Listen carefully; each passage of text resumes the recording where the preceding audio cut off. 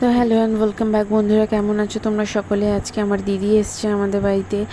ও এখানে ঘুরতে এসছে 2-3 দিনের জন্য। তো আমার একটা খুব প্রিয় রান্না ও আমাকে করে খাওয়াবে, এটা ওরও প্রিয় রান্না। এটা হলো কারি পকোড়া।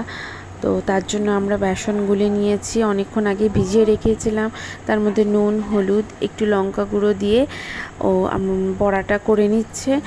আর বড়াটা দেখো কেমন সুন্দর তেলে ফুলে উঠবে। এদিকে ভ্রমরও বসে আমাদের রান্না দেখছে, আমরা গল্প করছি, হাসছি আর রান্না করছি। দেখো বড়াগুলো কেমন ফুলে উঠেছে।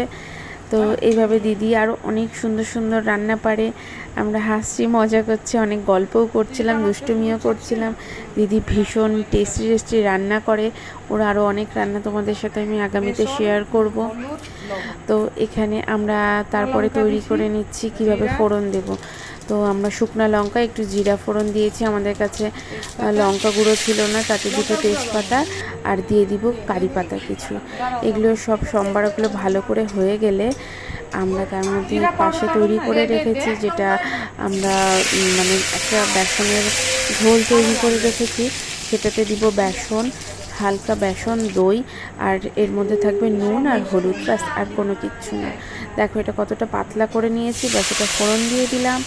এটা ফোড়ন দেওয়ার পরে এটাকে ফুটতে দিতে হবে না, কিছুক্ষণ বাদেই জাস্ট নাড়াচাড়া করেই আমরা বড়াগুলো দিয়ে দিব। কেন কি বড়াটা দিয়ে অনেকক্ষণ এটাকে ফোটাতে হবে, নইলে বড়াটা নরম তুলতুলে রসগোল্লার মতো হবে না। তো তোমরা এইভাবে করে নিতে পারো। এই রান্নাটা আমার খুব প্রিয়, আমি মাঝে মধ্যেই করে নিই।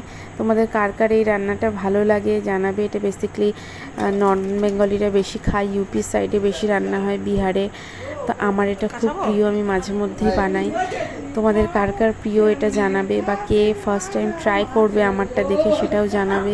কেমন লাগলো তোমাদের রেসিপিটা অবশ্যই আমাকে জানিও।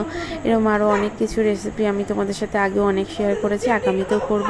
ততক্ষণ বাই, টাটা।